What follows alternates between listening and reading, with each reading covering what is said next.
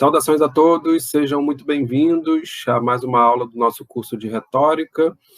Hoje a gente vai dar continuidade na apresentação das técnicas apresentadas, estruturadas, né, pelo Aristóteles. E a ideia hoje, como vimos na aula passada, as três estruturas básicas daquilo que compõe o fenômeno do discurso. A ideia agora é que a gente use essas próximas aulas para descrever, analisar, explicar cada uma dessas três estruturas, né? Essas estruturas que correspondem aí ao acontecimento do discurso, ao fenômeno do discurso, articulando o orador, o ouvinte e o discurso propriamente dito, né? Portanto, essa comunicação que se estabelece entre essas duas figuras.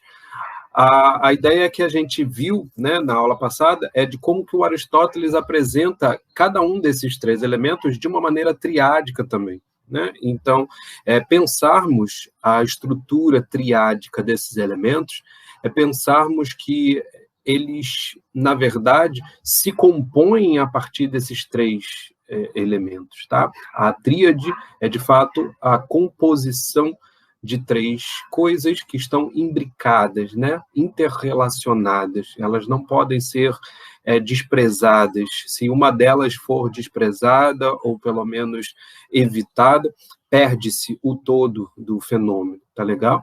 Então, se num processo de comunicação, se num processo discursivo, de um acontecimento do discurso, não é possível que a gente despreze nem a figura do orador, nem a figura do ouvinte e, naturalmente, né, a figura do discurso, é importante que a gente veja como é que o Aristóteles agora vai estruturar cada uma dessas figuras, cada um desses elementos. Tá legal? Antes de nós entrarmos propriamente dito nos meios de persuasão, que o Aristóteles vai elencar a partir dessa necessidade triádica aí da estrutura do discurso, é importante que a gente pense o que de fato significa isso, tá? Não só em termos de técnica de composição do discurso em relação ao orador ou ao escritor.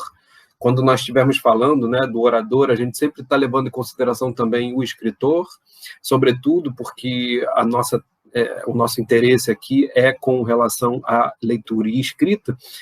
E, então, aprender essas técnicas, ter consciência do tipo de estruturação que o Aristóteles apresenta, em certa medida, estar mais consciente do próprio fenômeno do discurso. E aí, era o que eu queria dizer, não apenas em termos da composição, quando você assume o papel de orador e escritor, mas também no papel de ouvinte e leitor.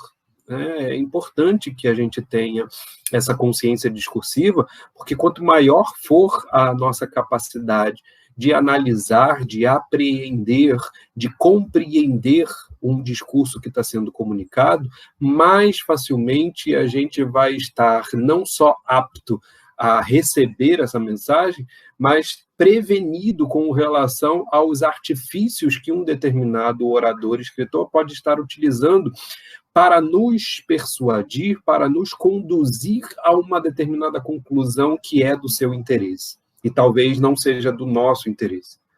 Tá legal?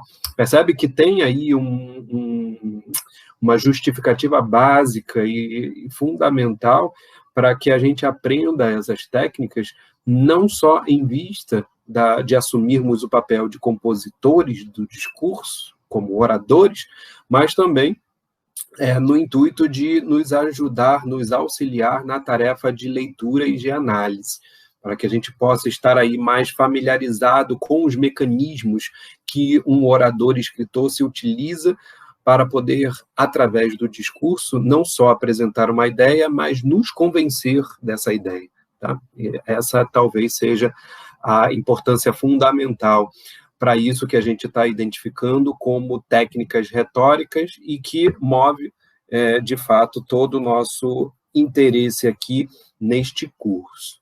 Tá legal? Então, vocês veem aí como é que o Aristóteles vai definir os meios de persuasão. Tá?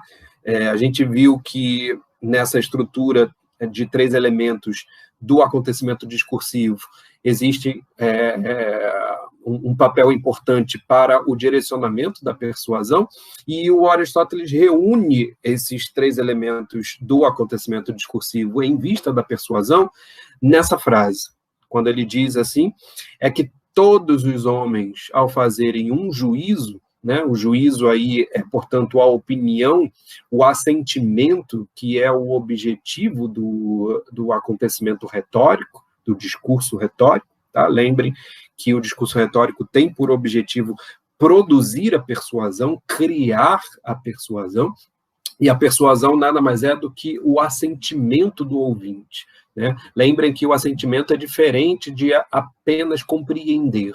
Eu posso compreender uma mensagem que está sendo comunicada por um discurso e não necessariamente acatar essa mensagem, né? Assumir essa mensagem como parte de mim, né? O assentimento é muito maior do que a simples compreensão, porque na compreensão eu apenas entendi a mensagem. No assentimento, eu concordo com a mensagem. E essa concordância é imprescindível para o objetivo retórico, porque é nessa concordância que se realiza a persuasão. Tá? Então, a persuasão, como sendo a produção desse assentimento, a produção desse juízo, né? A produção de uma opinião que vai mover a nossa ação, determinada em certos aspectos, é isso que o Aristóteles vai dizer que se produz a partir desses 3 elementos, dessas 3 circunstâncias, desses 3 aspectos. Então, quando nós estamos fazendo o nosso juízo, nós somos persuadidos ou porque aqueles, né, que são persuadidos são tomados por uma certa emoção, ou porque consideram que o orador possui certas qualidades, ou porque houve uma demonstração concludente. Então, veja, são 3 meios que o orador possui para obter o assentimento do seu ouvinte, para produzir a persuasão por meio do discurso. Ou ele acaba, por meio do discurso, produzindo emoção, uma certa emoção no seu ouvinte, ou ele consegue mostrar para o seu ouvinte que ele possui certas qualidades enquanto orador, ou o próprio discurso traz uma determinada demonstração que é concludente, né? Em certa medida, aquela que não pode ser recusada ao final. Tá legal? Dentro da estrutura, portanto, que cabe ao orador, essas 3 circunstâncias são definidas por 3 palavrinhas em grego, que a gente já tinha identificado, que a gente vai retomar agora para poder analisá-las com mais vagar. Né? Aquilo que diz respeito ao ethos, né, ou à apresentação da credibilidade do orador no momento que está se apresentando. Isso é fundamental de termos em vista, tá? Sobretudo porque no momento em que o escritor orador está se apresentando, ou melhor, está apresentando o seu discurso, é fundamental que ele se apresente nesse momento, né? Para não só trazer para si a responsabilidade e uma certa autoridade em relação àquilo que ele está dizendo, como também para facilitar o mecanismo da credibilidade. A gente vai ver exatamente como o orador pode fazer isso, mas a ideia é que, ao facilitar a credibilidade do ouvinte, né, quando o ouvinte percebe que aquela pessoa que está falando não é qualquer pessoa, e, portanto, o que ele está dizendo não é qualquer coisa, né? Vejam que tem uma ligação aí entre a pessoa e o discurso, é exatamente isso a que se dedica o orador no momento em que se preocupa com a apresentação do seu ethos. Tá? Mas essa não é a única forma de produzir persuasão. O orador também pode se valer do pathos. E pathos, em grego, é paixão, emoção, é aquela parte da preparação do orador em que ele vai se dedicar a não só perceber as emoções que um auditório possui, como também conseguir conduzi-las, né? Tornar possível a condução das emoções do auditório em vista de um determinado objetivo que ele tenha, tá legal? Essas duas, digamos assim, esses dois meios de persuasão, eles são fundamentais para a gente entender como é que, através do discurso, o orador atua, né? Ou o orador ou o escritor, né? De modo geral, a gente está falando dos dois sempre. Por quê? Porque eu posso, e aí, na verdade, não são excludentes, tá? Essas duas considerações.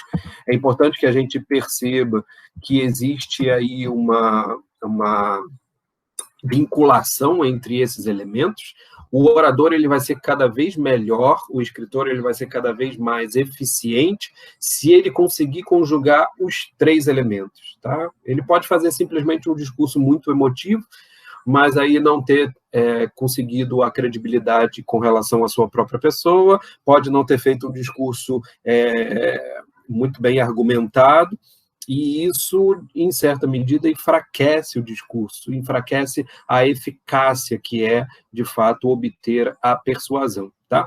Então, o ideal é que o orador e escritor, no momento que ele está preparando o seu discurso, ele tenha em mente que ele precisa articular esses três aspectos, para que ele possa obter definitivamente o objetivo do seu discurso, que é, de fato, a persuasão, tá legal? O último é o logos propriamente dito, e diz respeito à escolha dos meios e dos estilos, do estilo de prova, tá?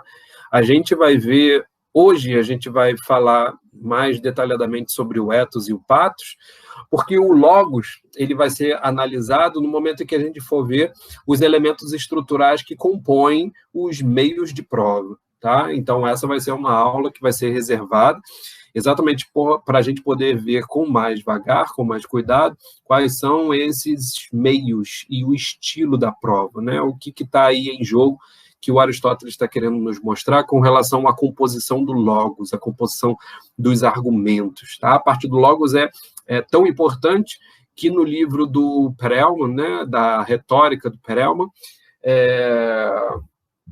essa retórica, né, que eu tinha falado para vocês que é uma das bases do nosso curso, tá?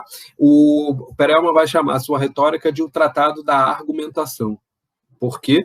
Porque, em certa medida, ele percebe o quanto essa estruturação e compreensão do logos se torna fundamental para a obtenção da persuasão, tá? É por isso que a gente vai reservar uma aula específica para falar do logos, enquanto parte da preocupação do orador, né? Hoje a gente vai se ater, portanto, na questão do ethos e do pathos, que são dois elementos aí fundamentais para a compreensão do tipo de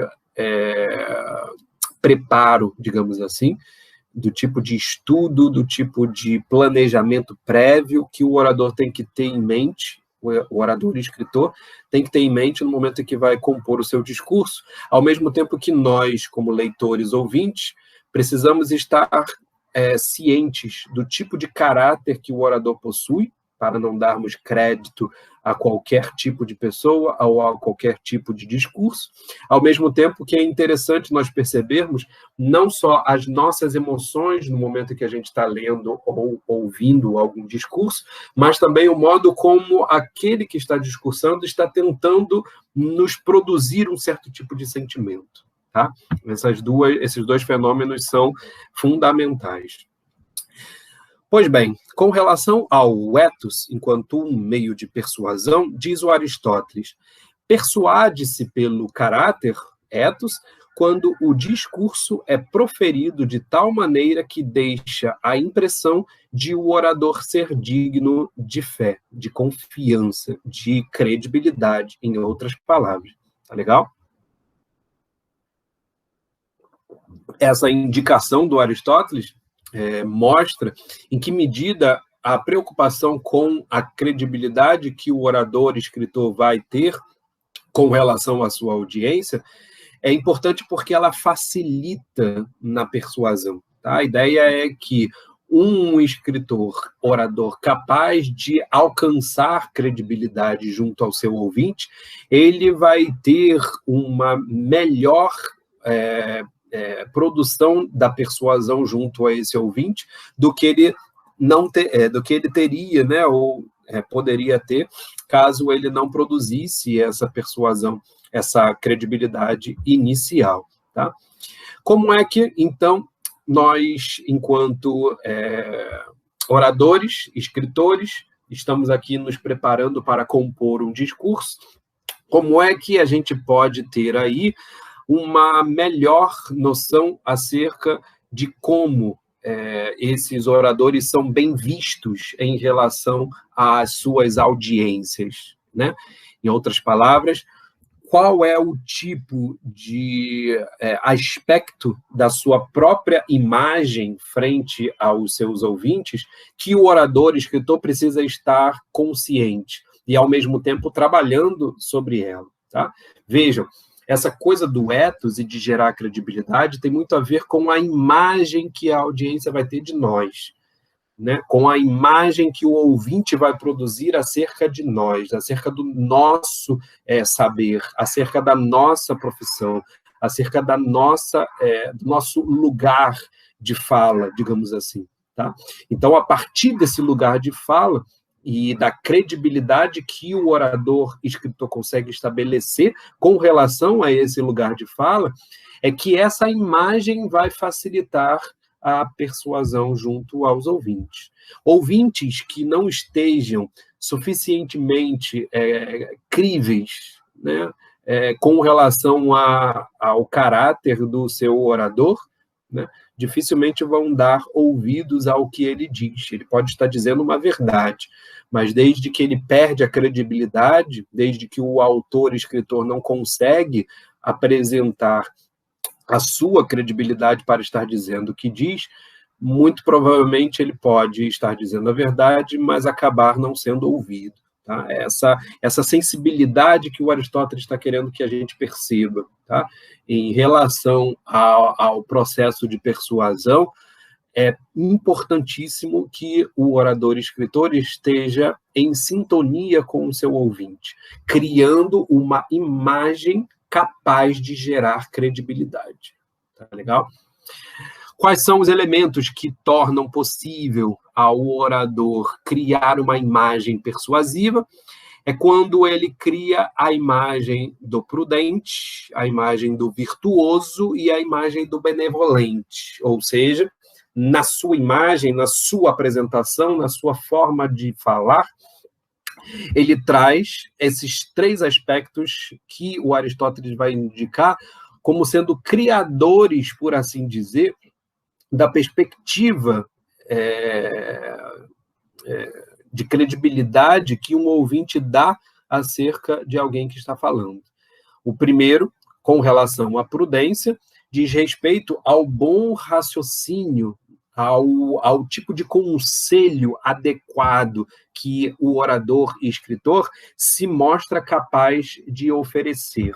E não apenas isso, a prudência aí está sendo colocada como aquele aspecto que diz respeito ao saber. A prudência, para o grego frônesis, era de fato um saber prático, era um saber capaz de articular teoria e prática. Então, vejam, quando o orador, escritor, consegue mostrar uma imagem de prudência, ele consegue mostrar para o seu ouvinte que ele possui uma carga teórica, mas que essa carga teórica move a sua fala, move o seu discurso no intuito de gerar uma boa reflexão, uma boa deliberação. Bons conselhos serão oferecidos por meio desse discurso, na medida em que eu consigo articular a teoria e prática. Tá legal? Perceberam qual é a importância da prudência com relação a essa criação da imagem do orador frente à sua audiência? A prudência diz respeito ao tipo de apresentação de conhecimento que você vai ser capaz de oferecer ao seu ouvinte. mostrando a ele que, a partir do seu discurso, ele pode obter uma boa reflexão, uma boa deliberação, bons conselhos em relação àquilo que ele está pretendendo agir, pretendendo fazer, pretendendo tomar como uma decisão. Tá legal?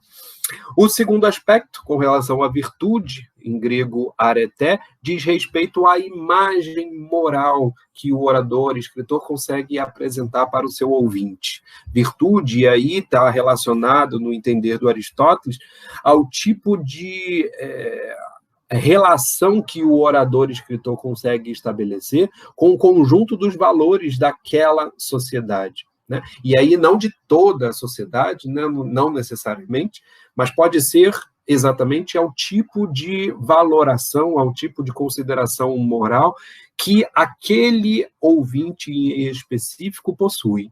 Tá? Adequar-se ao tipo de valores morais de uma determinada audiência é importante para que o orador consiga criar essa boa imagem frente ao seu ouvinte. Tá? Dificilmente um ouvinte vai dar credibilidade a um orador que comece sustentando valores ou desvios daquela moralidade que o ouvinte toma como sendo a sua, né? Como sendo o seu norte, como sendo a sua orientação. E veja que tem uma relação, porque se ele está pretendendo obter uma determinada deliberação, um determinado conselho acerca desse discurso, mostrando que por meio desse discurso é possível aprender a agir de uma maneira diferente, é claro que ele não vai dar muita credibilidade para alguém que mostre uma moral diferente da sua, tá? Então, mesmo que o orador não tenha necessariamente a mesma moral que o seu ouvinte, ele precisa, no entanto, mostrar, dar a imagem de que ele possui essa mesma moralidade, de que ele possui esses mesmos valores, tá legal? Por fim, aquilo que o grego chamava de eunoia é um bom pensamento, tá? Ou uma forma de pensar bem acerca de alguma coisa, e que geralmente se traduz por benevolência, é o modo como o orador, no trato em que ele faz com o ouvinte, ele assume o ouvinte como sendo uma referência importante. Ou seja, o orador, no momento em que vai falar, não toma-se como arrogância, com orgulho, frente ao ouvinte que seria colocado como menor, como inferior.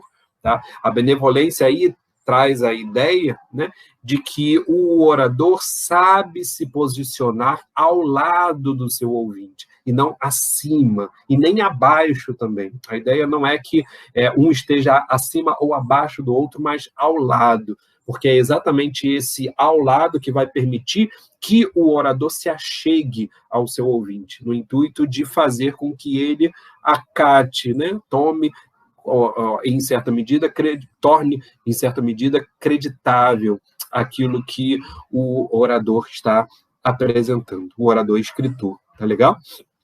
Então, perceberam aí como é que como é que se pode produzir, né, esse elemento do ethos, do caráter, na imagem daquele que está discursando? Essa imagem ela é fundamental para que o orador possa ser bem-sucedido naquilo que ele está objetivando, que é, de fato, persuadir a sua audiência. Tá?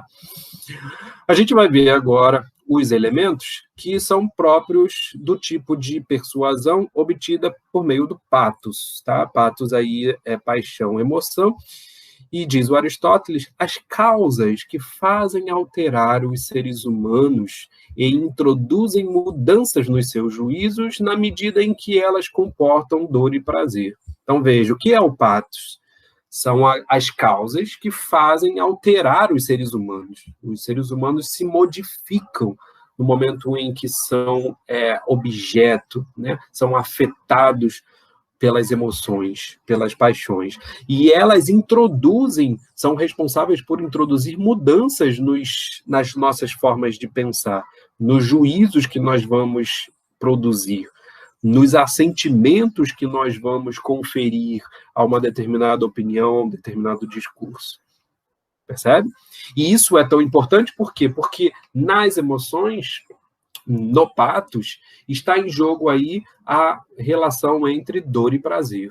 Então, se por meio de um discurso o orador é capaz de indicar mecanismos ou opiniões que vão favorecer o prazer e evitar a dor, que é o recurso básico de todo ser humano, né? Sempre evitar a dor e buscar o prazer, esse mecanismo, por meio da lida com as emoções, faz com que os ouvintes transformem, né? Modifiquem a sua maneira de acreditar, de pensar, de opinar. Portanto, são capazes aí de pensarem como o orador, como o escritor. A ideia desse momento da preparação do orador-escritor, no momento que ele está compondo seu discurso, é ter ciência não só do tipo de emoção que o seu ouvinte já está sentindo, tá? Porque pode ser que o ouvinte esteja sentindo uma emoção que vai ser favorável à sua opinião, a opinião que você está transmitindo. Então, por exemplo, eu quero transmitir a opinião de que nós, funcionários, precisamos nos reunir para apresentar uma carta-protesto ao nosso gerente, né? E aí eu percebo, no momento em que eu quero convencer os meus colegas de trabalho, que eles já estão indignados com o gerente. Veja, a emoção da indignação, o sentimento de estar indignado, pode ser utilizado a meu favor no momento em que eu tiver que convencê-los a assinarem a carta-protesto. Percebe? Por quê? Porque já é uma emoção colaborativa ao meu propósito. Mas veja, eu posso estar querendo fazer essa carta-protesto num ambiente em que as pessoas estão acomodadas e, portanto, a sensação, o sentimento delas é de que elas querem ficar na mesma. Elas querem ficar na situação em que elas estão, sem incomodar ninguém, sem criar caso com a gerência. Então, veja, nesse momento, eu percebendo qual é esse sentimento e essa emoção do meu ouvinte, eu posso tentar, por meio do discurso, não corroborar essa emoção e esse sentimento de acomodação. No entanto, provocar o sentimento contrário, que é o sentimento da indignação. Então, aí, a minha preparação discursiva vai ter um outro papel, vai ter uma outra finalidade, que é ter percebido a emoção do meu ouvinte e conseguir, por meio do discurso, modificar essa emoção para que ela possa ser sentida, né, ser nutrida em vista da opinião que eu quero defender, que eu quero apresentar. Tá legal? Então, o patos ele é fundamental para esse processo de conduzir o ouvinte à tomada de uma atitude, à tomada de uma decisão baseada em uma opinião. Pode ser que ele já tenha essa opinião e o discurso só venha ratificar, pode ser que ele não tenha essa opinião e, portanto, esteja nutrindo outras emoções. E cabe, portanto, nesse caso, ao discurso, favorecer uma mudança de sentido, favorecer uma mudança de juízo por meio da introdução de novas emoções, por meio da modificação das emoções. Tá legal isso, gente? Então vejam aí como é que é possível o orador e escritor estar atento às emoções do auditório, para que ele tenha mais ciência daquilo que ele precisa fazer para poder modificar a percepção, a emoção dos seus ouvintes, é necessário, primeiro, que ele tenha clareza de qual é o estado de espírito que aquele auditório se encontra. Então, veja, se eu estou me dirigindo aos meus colegas de trabalho e esses colegas de trabalho estão indignados, esse é um estado de espírito que vai me favorecer no discurso e, portanto, eu posso utilizá-lo na minha forma de falar. Se esse estado de espírito for o contrário, for de acomodação, é necessário que esse estado de espírito tenha uma certa modificação. Quem vai fazer essa modificação vai ser o meu discurso, tá legal? Eles não vão passar a sentir algo simplesmente por eles. Eles vão passar a sentir essa nova emoção, essa outra emoção, essa emoção contrária, digamos assim, exatamente pelo movimento do meu discurso. Percebe? Então, é necessário que primeiro o orador consiga perceber qual é o estado de espírito da sua audiência.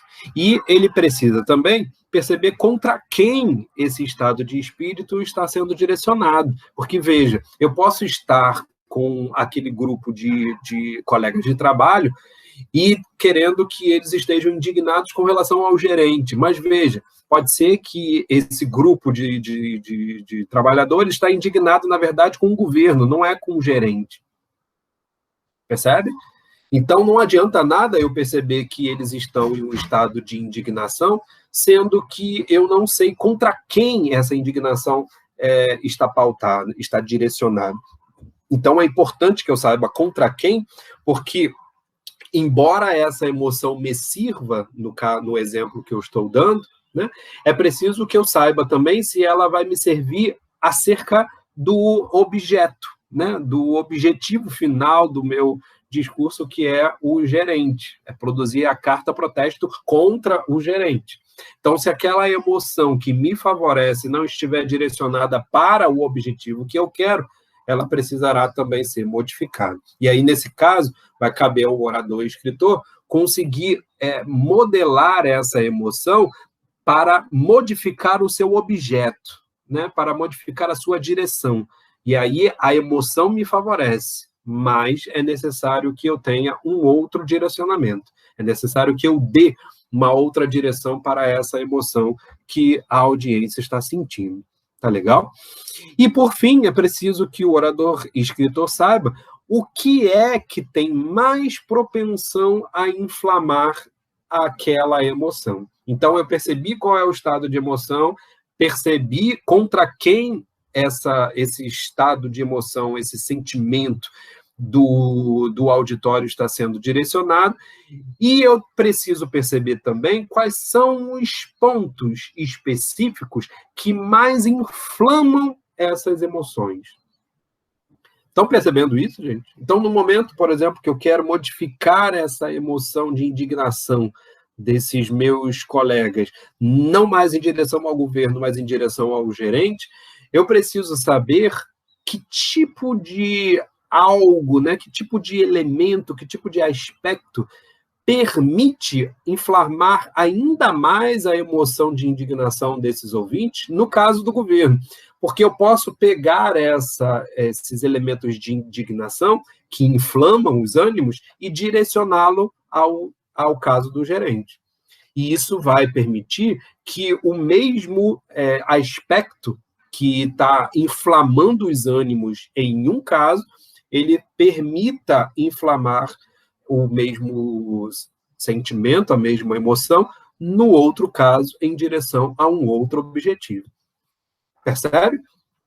Vejam, com essa estrutura, o que está em jogo aqui é não apenas, por isso que eu tinha falado isso desde o início, está em jogo aqui não apenas a gente ter ciência de como é que a gente pode compor um determinado tipo de discurso em vista de obter uma persuasão, uma eficácia persuasiva na comunicação, mas, ao mesmo tempo, isso nos facilita a ter ciência do tipo de estruturação que alguém está fazendo quando nós somos os ouvintes, quando nós somos os leitores. Perceba, estar ciente do tipo de credibilidade que eu estou dando a uma figura, né? Em vista da sua prudência, em vista da sua virtude, em vista da sua benevolência, mas também ter ciência do tipo de lida com as emoções que um orador está tentando provocar em mim, de que um escritor está tentando me provocar. Essa consciência, ela é importantíssima para esse aspecto também, percebe? Não é apenas quando eu estiver compondo o discurso, mas também no momento em que eu estiver lendo um discurso ou então ouvindo um discurso, porque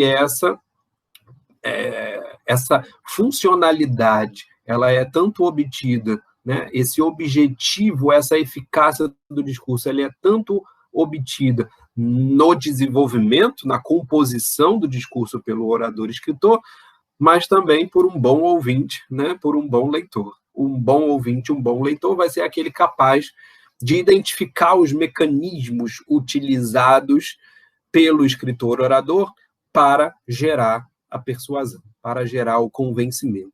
Isso me permite dar um assentimento mais sólido, mais consciente, menos subjetivo e emotivo, percebe? Eu vou dar um assentimento mais objetivo. E ele vai ser cada vez mais objetivo, e esse é um detalhe importante, e por isso que a gente não vai falar necessariamente do logos hoje, porque os elementos objetivos eles vão acabar se circunscrevendo ao aspecto do logos. Ou seja, em última análise, conforme eu vá dar o meu assentimento a um determinado tipo de discurso, e esse assentimento ele vai ser cada vez mais racional, cada vez mais consciente, cada vez mais objetivo, é porque eu vou estar cada vez mais me prendendo ao logos, em detrimento do ethos e em detrimento do pathos. Percebe? Isso é importantíssimo para uma leitura, né? Uma leitura mais atenta, uma leitura mais cuidadosa e uma leitura que a gente diria mais objetiva, mais racional, mais analítica. Percebem esses termos? Com esses termos, o que está se querendo dizer é que, basicamente, com relação ao discurso, nós estamos nos prendendo ao logos e não mais ao ethos e ao pathos. Em outras palavras, fazer uma análise objetiva é cada vez mais se ater ao fenômeno do logos e ir tirando, né, ou pelo menos ir selecionando, organizando os elementos do ethos e do pathos que estão tentando nos indicar uma postura de convencimento. Tá legal? E aí a nossa análise se tornaria mais analítica, mais objetiva e mais racional. Tranquilo, gente? Tá? Deu para pegar esses dois aspectos? Um último ponto que é muito interessante que o Aristóteles nos apresenta com relação ao pathos, o Aristóteles tem aí aquilo que se poderia chamar um primeiro inventário psicológico acerca do funcionamento das emoções. Por isso que a gente vai ter, inclusive, uma aula específica só para falar sobre o pathos, para a gente perceber como é que as emoções elas podem ser trabalhadas, não apenas no âmbito do orador-escritor, mas também no âmbito do ouvinte-audiência. Tá? Com relação ao ethos, o Aristóteles também apresenta para a gente um inventário muito interessante acerca dos tipos de caráter, acerca dos tipos de estrutura da personalidade, que faz com que a gente dê maior credibilidade a determinadas circunstâncias em que um orador está nos apresentando a sua fala, o seu discurso. Tá? Então, nessa apresentação do ethos, que vai agora aqui ser um ponto-chave para a gente fechar a nossa aula, essa caracterização do ethos ela começa principalmente por uma tríade que diz respeito à apresentação temporal ou apresentação etária, digamos assim, do tipo de orador. Tá? O que eu quero trazer com esse quadro, o Aristóteles coloca os caracteres, esses caracteres, né, o jovem, o maduro e o velho, como sendo caracteres que o orador precisa estar atento no momento em que ele vai se dirigir a eles. Então, quando eu estou me dirigindo a jovens, é necessário que eu tenha a seguinte consideração pelas características que eles possuem. Tá? Mas a minha ideia aqui é trazer um outro aspecto, porque me parece que essa categorização que o Aristóteles faz dos tipos de caracteres, ela pode ser muito interessante também, não apenas com relação ao tipo de ouvinte que ele tem, mas com relação à imagem que o orador vai apresentar. Né? Veja, se eu sou um orador jovem, a minha audiência naturalmente vai estar propensa a me ver com essas qualidades, com essas características. Percebe?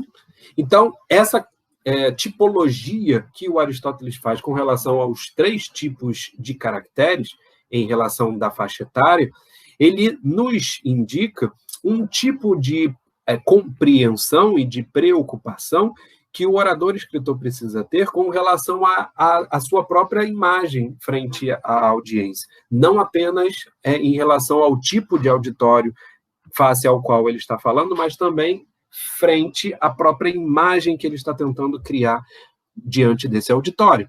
Porque se eu sou um jovem frente a um auditório de velho, essa dicotomia entre eu, orador, e o meu ouvinte, ela vai ter que estar na preparação do orador no momento em que ele estiver discursando, para que ele perceba que parte da credibilidade que ele vai criar com relação a esse auditório de mais velhos deriva da possibilidade de que esses mais velhos estão vendo o orador a partir dessa imagem, dessas características, dessas qualidades que compõem a juventude.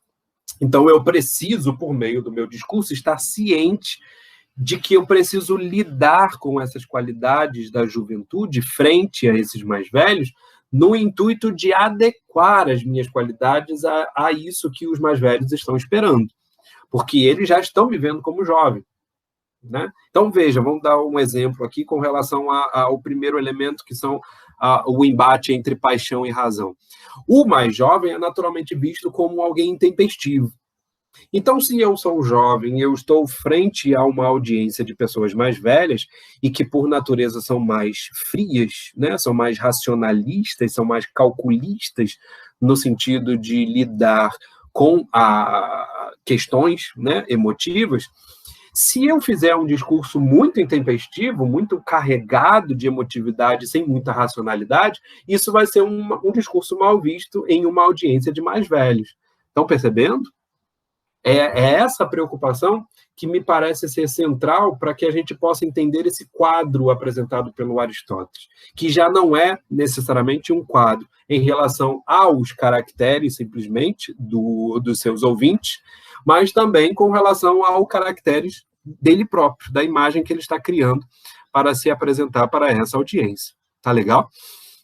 Então, vejam aí que tem algumas qualidades, né, algumas situações, melhor dizendo, que vão definir as qualidades de cada um dos caracteres. Tá? O jovem, então, ele é naturalmente visto como intempestivo, tem um caráter grandioso em relação às suas pretensões, né, porque não teve ainda muitas frustrações, então vai ter aí sempre uma perspectiva de pensar grande, de querer muito, enquanto um mais velho, ele tem sempre aquele pensamento mais mesquinho, de estar mais preocupado com as coisas úteis e mais imediatas. Né?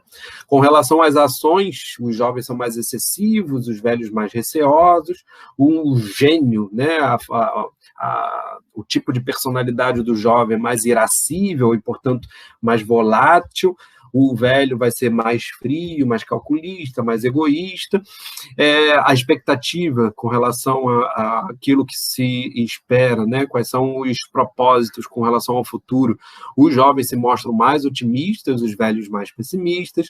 Com relação ao caráter, vai dizer o Aristóteles, né? O jovem parece ter naturalmente um bom caráter, porque não sofreu muito, enquanto os velhos têm aí mau caráter, porque acabam esperando sempre o pior das coisas. E, por fim, o assentimento que cada um vai dar a um determinado tipo de opinião. Os jovens são muito mais fáceis de enganar, enquanto os mais velhos se mostram sempre reticentes, sempre duvidosos. Sempre vão colocar aí o ceticismo como uma postura frente a uma opinião nova. Tá legal? Então, esse quadro nos ajuda a perceber como é que, entre esses dois polos, né, da juventude e da velhice, eu preciso me portar frente a um determinado tipo de auditório, inclusive para sustentar a minha imagem. E aí essa é não é uma indicação do Aristóteles, mas é uma indicação que eu tiro daquilo que o Aristóteles está apresentando, é que é sempre muito mais favorável ao orador-escritor que ele adote a imagem do maduro, que é exatamente a imagem aí que se coloca como um intermediário entre o jovem e o mais velho, percebe? Como o maduro ele vai ter sempre essa qualidade, que vai ser uma espécie de equilíbrio entre os dois lados, é muito mais interessante que o orador-escritor sempre esteja colocado no âmbito do equilíbrio, e aí, portanto, sempre pegando o que tem de melhor no âmbito da juventude e no âmbito da velhice. Vai ser muito mais fácil que ele se projete enquanto creditável, né? Projete a sua credibilidade frente a um determinado ouvinte, à medida em que ele se porta como um maduro, independente da sua idade. Isso que é interessante, né? Independente de ele ser muito velho ou então muito novo, ele sempre se coloca como alguém maduro, como alguém equilibrado, comedido, corajoso, temperante, realista, enfim. Tá? Com relação ao caráter ou ao sentimento, o Aristóteles não diz nada face ao âmbito do maduro, né? Mas aí a gente pode pensar que o maduro, como sendo sempre alguma coisa intermediária entre os dois lados, é interessante que a gente sempre tente obter esse meio termo entre os dois aspectos. Veja, se eu sou um orador jovem, né, independente do tipo de audiência que eu tiver, mesmo que sejam outros jovens, é interessante que eu tenha um posicionamento maduro, né, porque isso vai fazer com que, embora os jovens naturalmente se identifiquem comigo, porque eu sou jovem na aparência, eles vão tomar com maior credibilidade aquilo que eu estou dizendo, porque, na opinião que eu estou apresentando uma opinião equilibrada. E aí uma opinião equilibrada conjuga os elementos da juventude com os da velhice. Ele não despreza nenhum dos dois. Ele não se coloca nos extremos, percebe? Então, me parece aqui uma indicação muito interessante para a gente aprender o papel não só de colocação do caráter do orador frente ao seu ouvinte, né, mas também de o orador perceber qual é o tipo de ouvinte que ele está tendo. E aí não importa se ele está tendo um tipo de ouvinte que é jovem ou mais velho, é importante que ele sempre se coloque como um orador maduro. Eu acho que essa é uma lição que pode ser obtida aí dessa caracterização que o Aristóteles faz, que me parece ser central para a gente entender o aspecto de ensino mesmo, de lição que a gente pode tirar dessa estruturação apresentada pelo Aristóteles. Tá legal? Viram que no aspecto do ethos e do pathos, é importante que a gente tenha consciência, né, as lições que são colocadas aqui pelo Aristóteles com relação a esses dois elementos, né, com relação a essa tríade que compõe-se também em vista do discurso, em vista do logos, mas que a gente vai dedicar ao logos em uma outra aula.